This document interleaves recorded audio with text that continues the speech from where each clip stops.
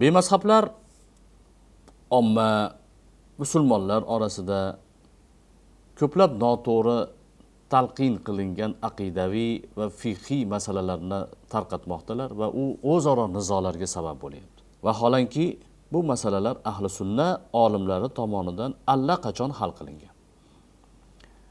Mazhabsizlik tarafdorlarining ayrim iddaolaridan ularning da'volari asossiz ekaniga ishonch hosil qilish mumkin. Bemazhablar aytadiki, Qur'on bitta va payg'ambar bitta bo'lsa, 4 mazhab orasida fiqhiy ixtiloflar bor, haq bitta emasmi deydilar. Mazhablar bir, manba Qur'on va sunnatga asoslanadi. Mazhablarning biriga ergashgan kishi Qur'on va sunnatga ergashgan bo'ladi. Mazhabsizlik tarafdorlari Imom Buxoriy bemazhab bo'lgan deb dalil keltiradilar. Vaholanki Imom Buxoriy yashagan davrda u kishiga o'xshagan ilmi ijtihod darajasiga yetgan, o'zi ijtihod qilganlar ko'p bo'lgan. Barcha ulamolar ilmi mujtahidlikka yetgan odam o'zi ijtihod qiladi deganlar.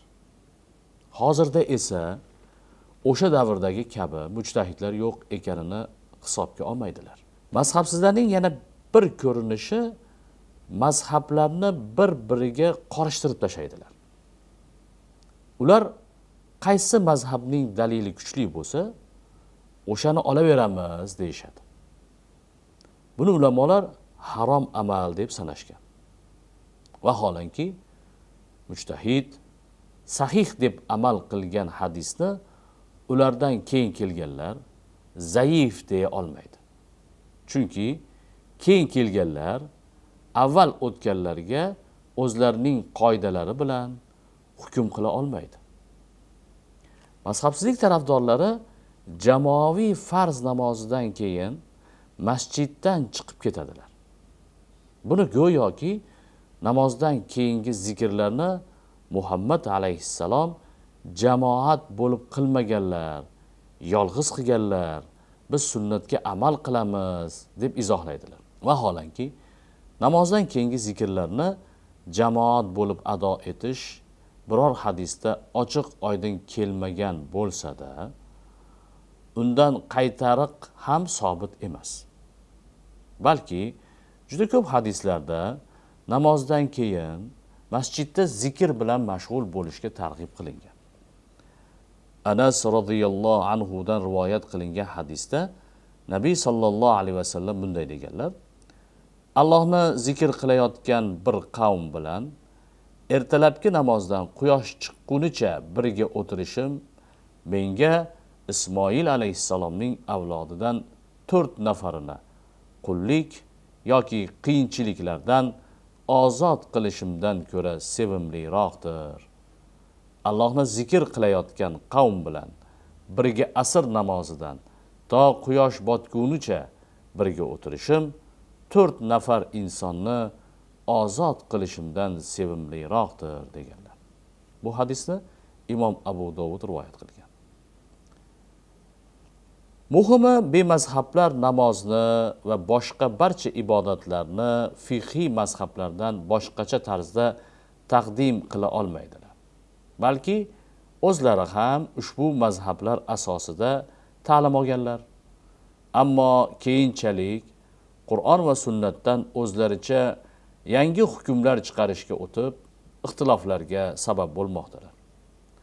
Ulamolar mazhabdan yuz o'girish salafi solih yo'lidan yuz o'girish bo'lib, shubhasiz adashishga olib borishi haqida ogohlantirganlar. Zero 4 mazhab paydo bo'lgandan keyin islom olami tan olgan zabardast olimlarning barchalari 4 mazhabdan biriga ergashganligini ko'rishimiz mumkin.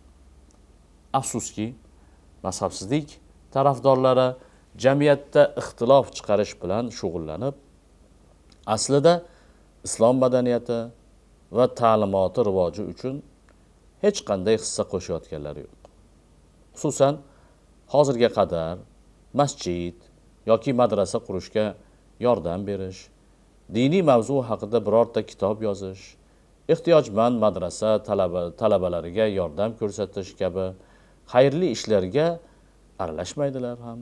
Aksincha, Qur'on va sunnatdan o'zboshimcha yangi hukm chiqarish, musulmonlarni kufrda ayplash, ularning qonini to'kishni halol hisoblash, bog'iylik, ya'ni hukumatga qarshi chiqish, odamlar orasida vahima uyg'otish va fitna qo'zg'atish, obod joylarni vayron qilish, portlatish kabi islomda qat'iyan man qilingan xatti-harakatlarga sabab bo'lmoqdalar.